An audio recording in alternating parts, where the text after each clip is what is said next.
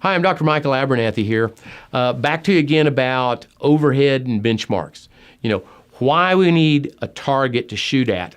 I think anybody can hit a target that, or nobody can hit a target that they can't see. And creating these benchmarks will actually give you a point in time, a black and white number that you can shoot for. Now, the second part of this, we're going to start with overhead. Now, I don't know if you folks are used to looking at a profit and loss statement, but let me tell you this. This is that piece of paper your CPA sends to you. It says profit and loss, and it lists a bunch of things on there, expenses. Now, the interesting thing about a profit and loss statement is it is not profit and loss. It does not include debt service, which seems stupid. I mean, a cash flow statement does, but not a profit and loss statement. So whatever your overhead is in profit and loss, it's worse if you have debt because you have to add that debt in. So let's just kind of dumb this down. On a profit and loss, you'll see stamps and electricity and whatever. Yeah, everything divided up, just like you've been on a checkbook.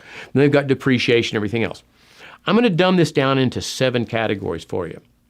One category is going to be whatever you spend on yourself, if you're the owner doctor.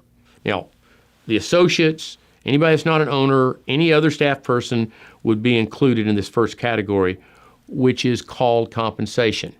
Now, our goal in overhead would be to keep our overhead below 63%. For most practices, I suggest somewhere between 50 and 60%. In fact, we have practices that take every insurance, do $1.2 million, $1.3 million a month, and still have a 56% overhead. So again, that excuse, well, I take a lot of insurance.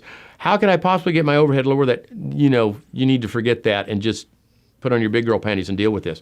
Okay, so overhead should be lower than 63%. First one is compensation.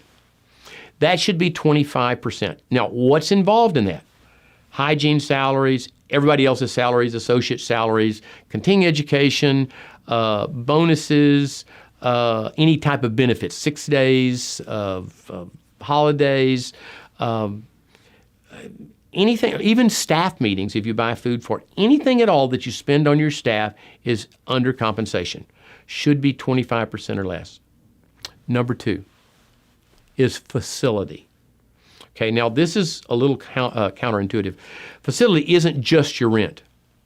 Okay, it includes utilities, insurance, property taxes, security, computers, any equipment lease. If you're paying a note to pay off a practice that you purchased, it'd be under facility costs. Again, the sum total of that should be around 7 to 9%. The next one is lab. Now, again, if you've got a CIRAC or an E4D machine, that should be under lab.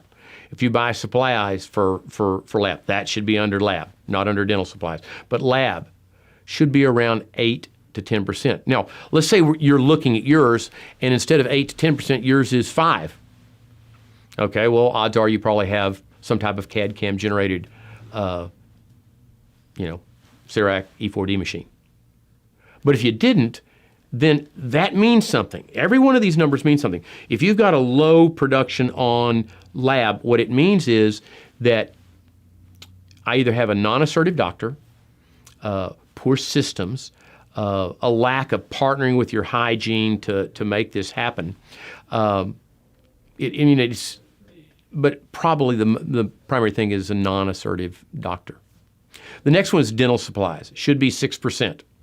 That'd be all-inclusive, anything you spend on dental supplies. And the last thing is office supplies. If you were to add these up, 25% for compensation, 7 to 9 for your facility, 3 to 5% for marketing, lab at 8 to 10%, office supplies at 1%, you're going to have a overhead somewhere between 50 and about 56%.